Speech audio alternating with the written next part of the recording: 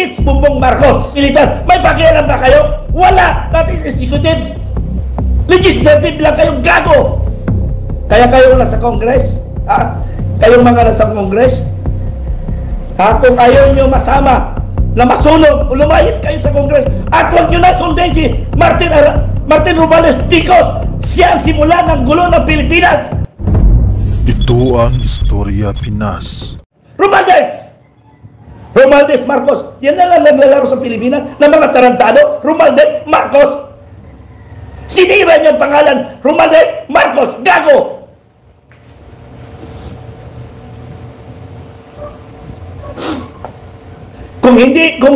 Kung hindi kayo nakakayanan pa kayo, nagagawin kayo, kami ni Supremo, hindi namin kaya ni Supremo Dado. Ha? Hindi namin makayanan yan. Kaya maghanda kayo dyan sa Congress. Kung kayo na sa Congress at nakikinabang kayo, makikinabang rin kayo sa sunog ng mga demonyo.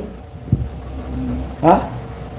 Pero nabalitaan ko na ngayon, marami ng personnel of the Congress na ayaw lang sumunod sa Congress administration.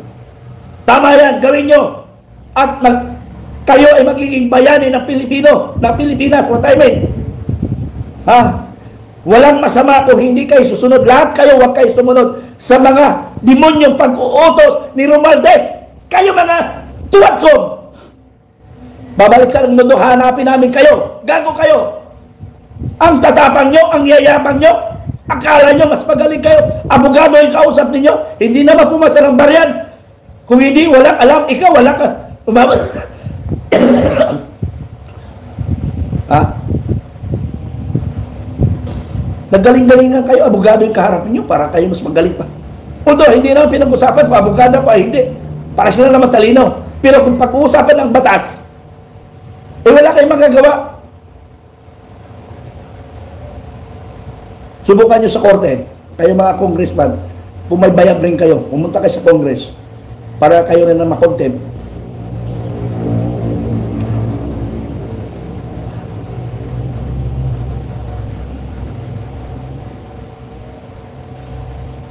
Bayan kong minahal, kumilos tayo at magising. 14 anyos ako na lumaban na sa kalaban ng bayan. 14 anyos ako sa Opik Maguindanao. Lumaban ako sa aking bayan. Hindi ako pumayag na alipustahin lang ang aming bayan. We are only 17, 15 Special Forces, and 1 CSDF, and 1 Boy Scout. Ako yung Boy Scout. Sa edad kong 14 anyos. Nagdaan ako ng sa limpusang training, 13 anyos ako. Minsan, napapagalitan ako ng mga sundalo. Uy, bata ka pa, bakit ka? Mayroon naman nagtutulirit na sundalo. Pinapayagan ako. At pinapayagan nila akong pumatay ng tao. Mayroon naman nakonsul sa akin, "Hoy, bata ka pa para pumatay ng tao."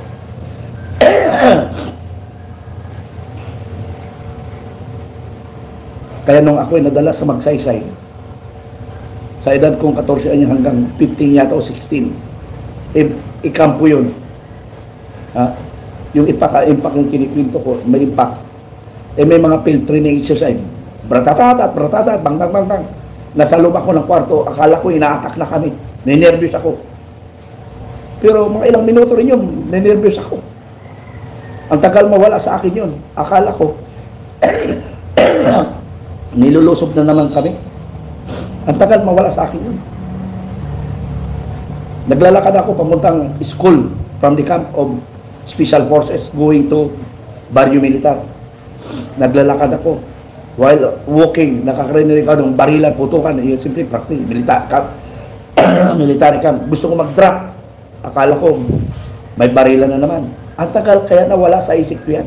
Almost 2 years nawala sa isip ko yan. Pero, hindi ako, siguro nga, napabayaan rin ng military na nagkakaroon pa ako ng war shock. Pero hindi siguro nila naramdaman na may war shock ako. May psychological impact ako sa gera, hindi na naramdaman. Pero ako mismo, minsan naramdaman ko yun.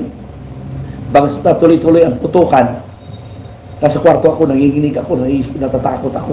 Sabi ko, gera na naman. Naglalakad ako. Gusto ko mag-drop.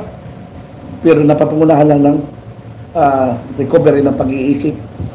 So, ibig sabihin, control ko pa rin yung utak ko. So, ganun. Nagsimula ako sa 13 anyos. Sumali na ako sa armed forces to defend our town, our municipality, Upi, Maguindanao.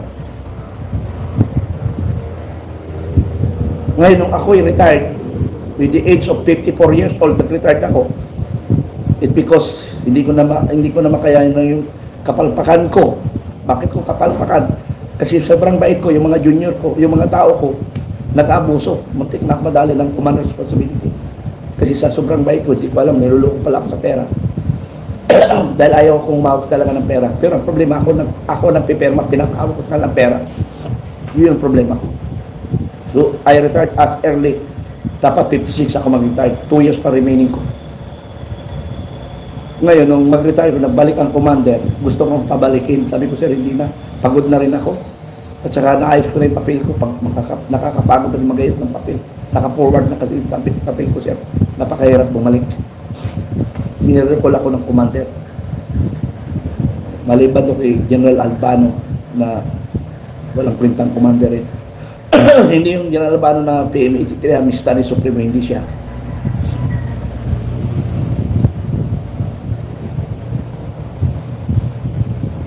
So, ano pang issue na gusto nyo marinig? Una kong inisyo, yung ginto, mauubos na sa Central Bank. Kaya nga, tinawagan ako. What I mean, tinext ako, dalawang nagbigay information sa akin. Isang babae, isang lalaki. Ha? Isang babae, isang lalaki. Pero, hindi ko sila naasikaso pagtatanong kasi super busy na yung utak mo sa dami kong babasahin, sa dami kong mga tawag, text, ang dami mga simpleng problema, itawag sa akin, i-text sa akin. Ano ako? Malacanang Action Center? Ginawa nyo naman akong Malacanang Action Center. Lahat sa akin na kayo nagre-reklamo. Ano ang magagawa ko? Pero may magagawa tayo ngayon. Kikilos tayo by November 29. Ha? Sunugin natin yung Congress kung gusto nyo. Para mawala ang demonyo sa Congress. Ha? Para mawala ang demonyo sa Congress. Sir Michelle, kaya kita sinashare.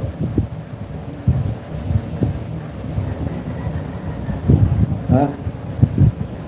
Kaya ka hindi ko makayanan. Gusto ko iparating sa inyo ang impormasyon na inuubos na ang ginto ng ating bayan. Dalawa ang nagsumbong sa akin.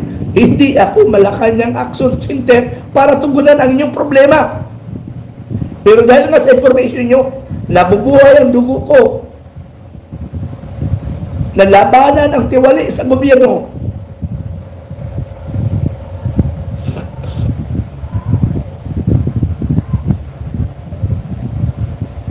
Gusto ko iparating sa inyo para magising kayo. Magising kayo sa katotohanan, men in uniform personnel. Laging sundalo ko since sa Limposa, 1974 to 2014. Ha? Mahaba ang aking pagsiservisyo. After my retirement 14, nag-isip ako anong contribution ko. Sumali ako sa reserve dito sa Rizal. Pero nakita ko ang contribution ko lang sa buong Rizal. Ano?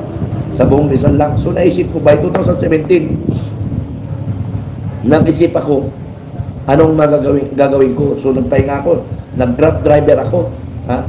Nag-grab driver ako 2017 up to 20 yata. Doon sa pagka-grab ko, may naka-encounter ako na isang bugaw ng DBM. Sabi, sir, gusto mo sir matulungan ang mga kaibigan mong biya? Oh, sabi ko, oh. Tinawagan ko mayor. Mayor. Kasi masaya ako, makakatulong ako sa kaibigan ko, mga mayor. Nung maghatian na ng porsyento, ito ako nagulat kaya hindi ko tinuloy. At hindi rin natuloy yung mga ibang mayor. Dahil ayaw rin nila. Biruin mo, 20% para sa clearing ng DPWH Kuno. 20% sa LGU for clearing. So 40% lang. Yung 20% ay sa amin yung paghati-hatian namin. DBM, kami mga bugaw ano pa man. So 40% na lang natira. Paano yung yung contractor, 40% na lang. Siyempre kikita, sabihin natin 5%. So 35% na lang. Ngayon, ipasubcontract pa rin ng gago. Ha? 30% na lang natira. O, biruin mo ha.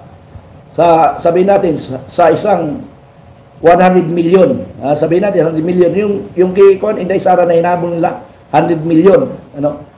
O hindi na lang yung 100 million na hinahabol nila kay Inday Sara, yung 2 billion na lang sa Congress. Yung 2 billion na sa Congress na hindi nila may paliwanag hanggang ngayon, lumamig na. Hindi nila hinirin yun kung saan yung 2 billion, hindi nila naipaliwanag. Gano'n ba ang diferensya ng 2 billion at saka 100 million?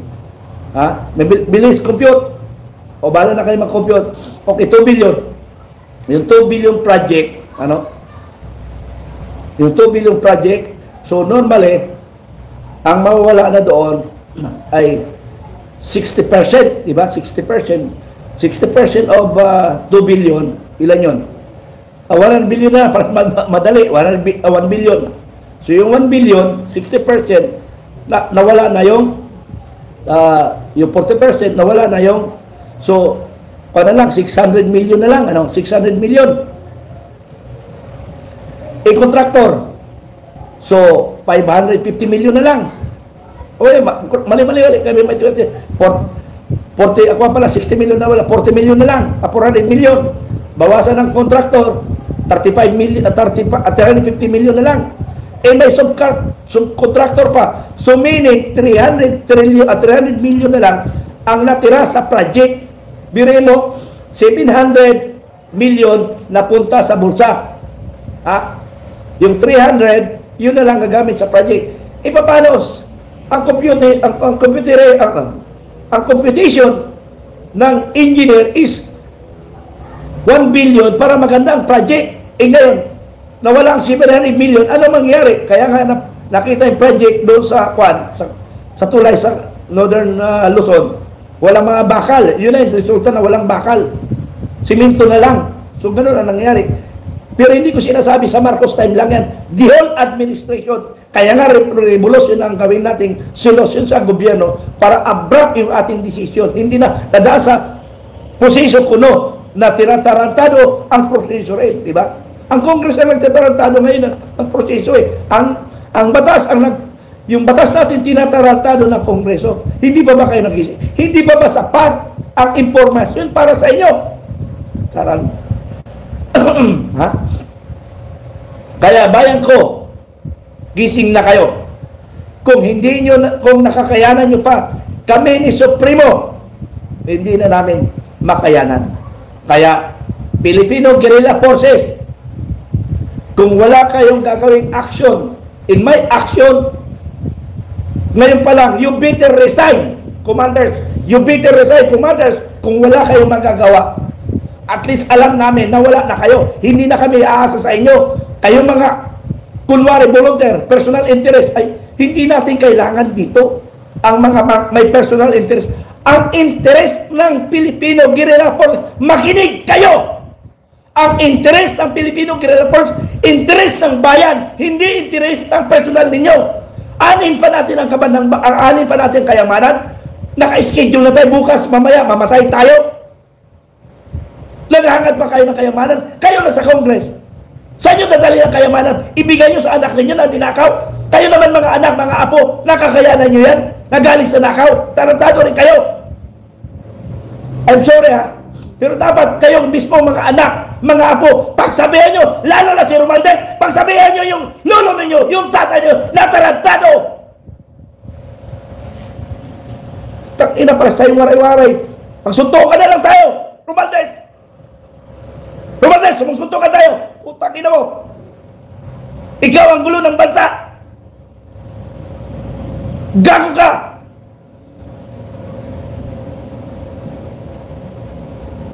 Kayong dida sasama sa Leyte, sa First District of Leyte, kamo ang amo si Sihon pag siya madaog sa inyong distrito, kay siya ang samok sa atong nasod Pilipinas. Kamo dida. Pasensya kayo kung ang waray ko Nortean, kasi sa Northern Samar ako natuto ng waray. Hindi ako natuto ng waray ng Leyte. Magkaiba pero halos parehas maintindihan ninyo. Kamo dida sa First District, kamo taga Harong Leyte na akong gisusugad na bungto sa akong amayong iroy.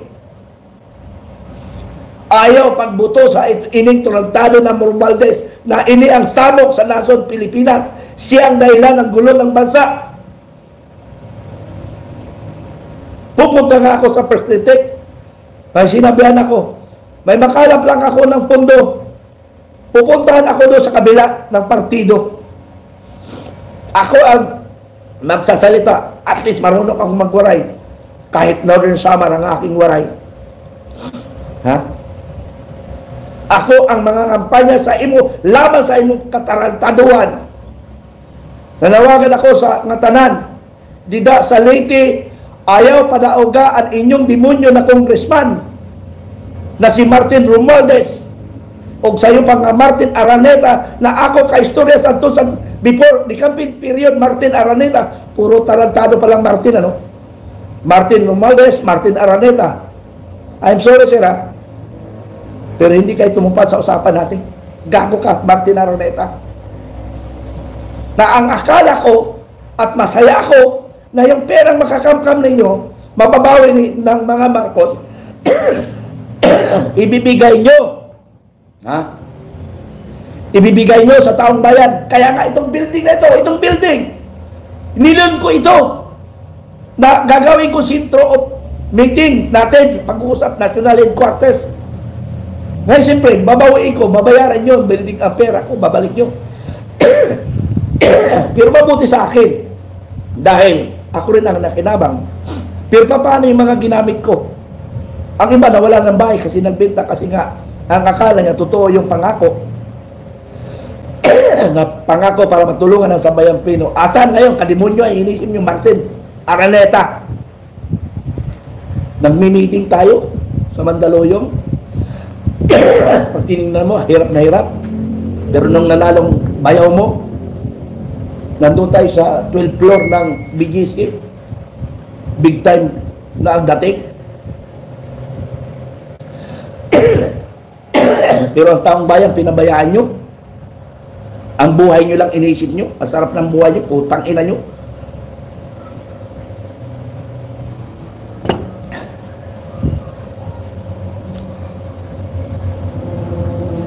Hindi ko muna kailangan magpahinga. Kasi kung magpahinga, yung minuto, oras, araw, nagkakulangan na hindi namin may parating sa inyo ni Supremo ang mensahe, ang mga information na aming nakalap. Kailangan malaman ninyo. Ha? Sinong hindi nagtitiwala sa akin? Yung sinasabi ko na uubusin yung trilyon, i-chat niya ako. Okay, tawagan nyo, ipakita ko sa inyo. Kasi sa amin lang na Supremo nagtitiwala, wala na silang pagkakatiwalaan. Share. Ito. Umalis na ako, sir, baka ipapatay ako. Dalawang nabigay sa akin information. Babae lalaki, tama man o hindi, may idea ako. Hindi magkaka-idea na kwentong barbero lang. Kung mali man yung report, mali lang yung details. Pero yung situation, totoo yun. Ubos ang kaban ng bayan. The only administration na nagbinta ng ating kayamanan. Di ba katangahan nyo, kabubuan nyo? Di ba ang mga Aquino, ang kinuha lang nila, yung para sa kanila lang. Yung nakaw lang nila. Pero ito, uubusin ang kaban ng bayan. Marcos Aquino lang nagagawa ng kayamanan na gumawa ng kagaguhan sa gobyerno.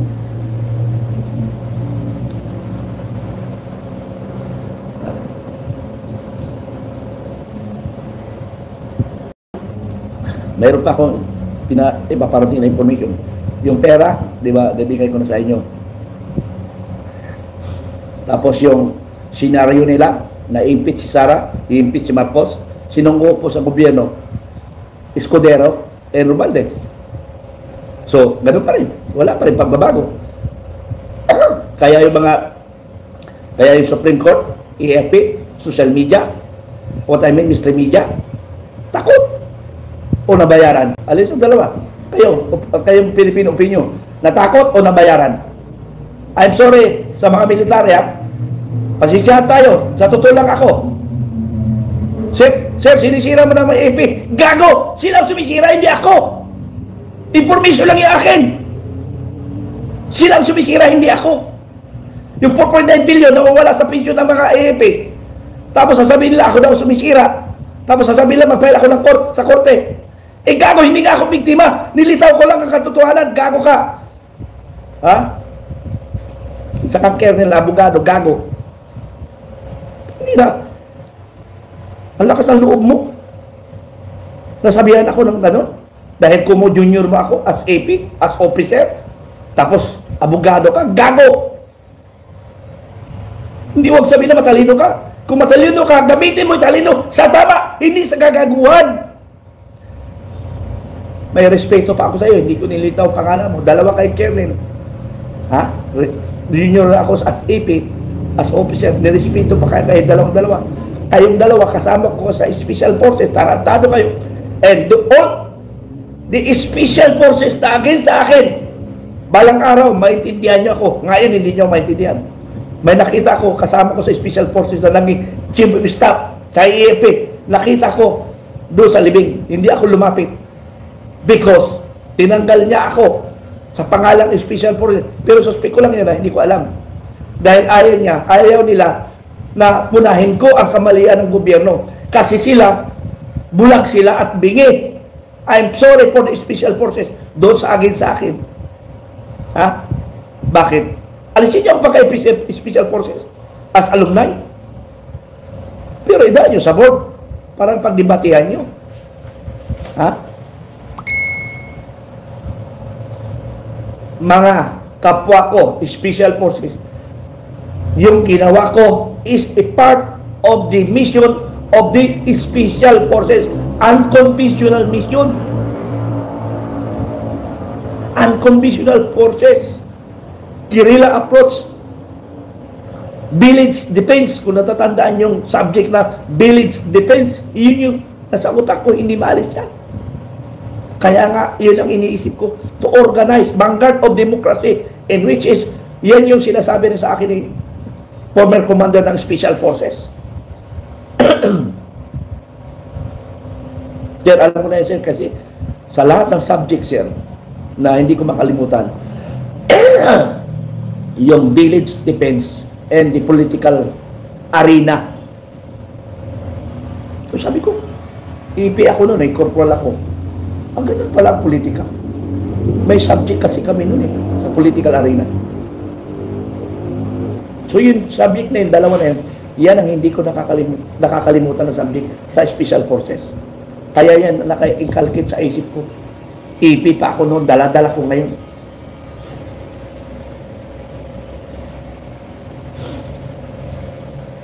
After my graduation sa Special Forces, na-assign ako sa Scout Ranger.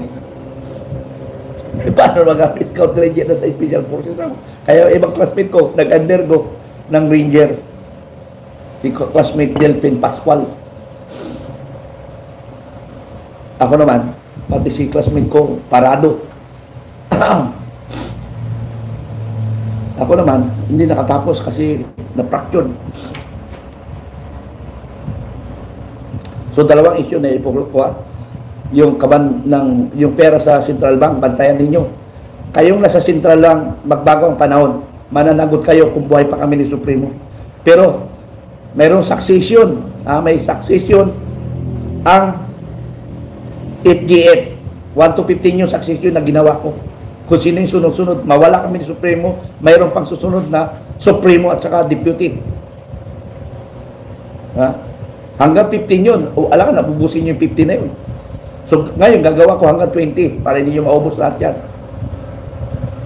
Kayo mga Filipino Guerrilla Forces, sumama kayo dito para pagmamahal sa bayan, hindi para pang personal na gamit nyo lang.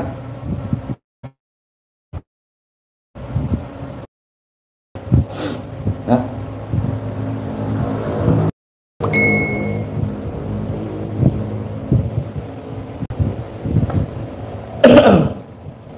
Diyos ko, ewan ko ba?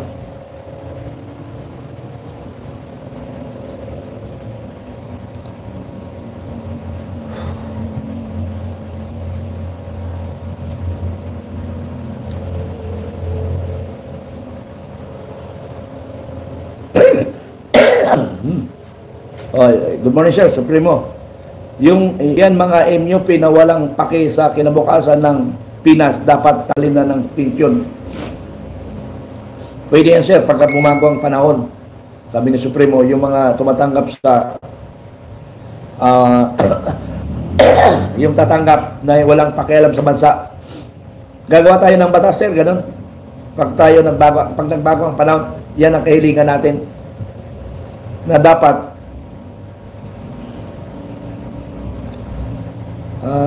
ipaigting natin lahat ng mga pensioner because nakikinabang pa sila as requested, dapat magserbisyo rin sila as required. Although nasa batas naman yan, sir, nasa batas ng mga pensioner, pwede nga i-recall ang mga retired, i-recall nila para parusahan. Ha? Ano pang issue? Ang issue, yun mabigat. Tinatarantado rin talaga nila ang proseso ng batas. Si Vice Sara Duterte, tinanggalan nyo ng security ng military. Ibig sabihin, wala kayong tiwala sa military because hindi nyo makaya madiktahan. Ha? Si Colonel, anong pa yun? May Colonel doon na class 90. May Colonel doon na class 90 na akala ko yun ang classmate ko sa advance. Ancheta ba yun? Ang Colonel Ancheta? Kasi akala ko yung Colonel Ancheta yun ang classmate ko na isang magaling rin na integrity officer. Colonel Ancheta. Hindi pala siya yun. Class 90. Ano?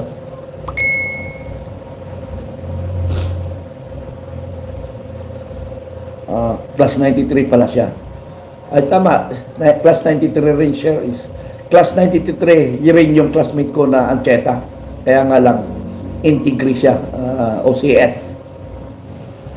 What am Ancheta? Lachika, Colonel Lachika. O, tama, Lachika yung kanya. Ano? Akala ko siya yung aking classmate, Lachika. Classmate ko sa Field Artillery Advanced Course. Lachika. Magkamag-anak siguro rin ito. Kasi puro matatalino eh. Pero dapat magising tayo. Magising tayo sa katotohanan. Okay. Tinanggalan nyo ng security si Vice Sara Duterte. Kami ni Supremo ang magpo-provide ng security para magkamatayan tayo. Ha? Kami ni Supremo ang magpo-provide security kay Inday Sara.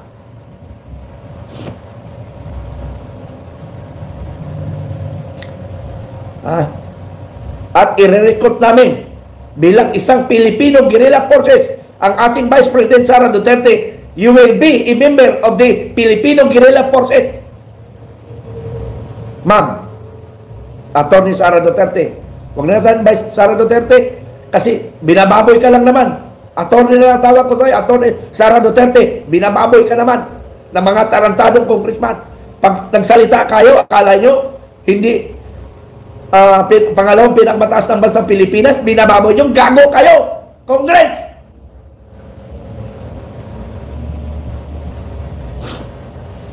Susunugin namin kayo, gago!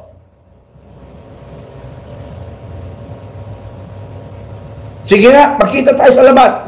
Kayo mga matatabang sa Congress, makita tayo sa labas. Kahit sa harap lang ng Congress. Kami dalawa ng Supremo, kayo lahat yan. Sige. Walang makikialam na security. Ha? Walang makikialam na security. Kami lang makipag-confront dyan sa mga matatabang ng congressman. Dalawa kami ng Supremo. Magharapan tayo sa harap ng Congress. Because the Congress is the house of the Filipino people. Hindi sa inyo, gago! Sana kunin ng taong bayan ng Congress. Tayo na mag-oopisina dyan. Kasi binababoy nila ang Congress. Dapat Pilipino, mag-iising tayo. Lahat ng galit sa congressman, magpumunta tayo sa Congress. Kunin natin ang ating building. Atin yan. Kaban ng bayan yan. Puntaan natin. Tayo ang mag-occupy dyan. Hindi sila. Hindi sila kagalang-galang. Mga bastos sila.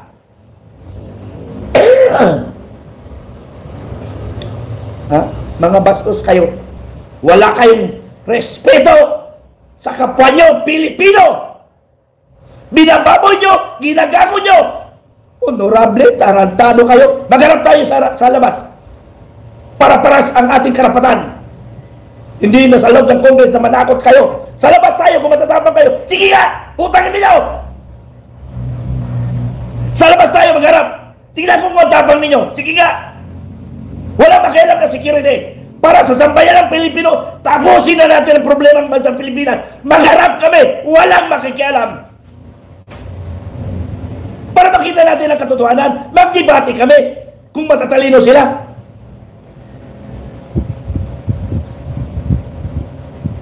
At magpaliwanag sila sa kaban ng bayan. Nasaan na ang pera ng kaban ng bayan? Saan nyo binigay nyo? In pronto, ipaliwanag nyo kung nasaan napunta ng kaban ng bayan. Yung 2 billion na lang. Hindi pa kayo tapos doon. Gago. Hindi nyo pa napaliwanag kung saan napunta yung 2 billion.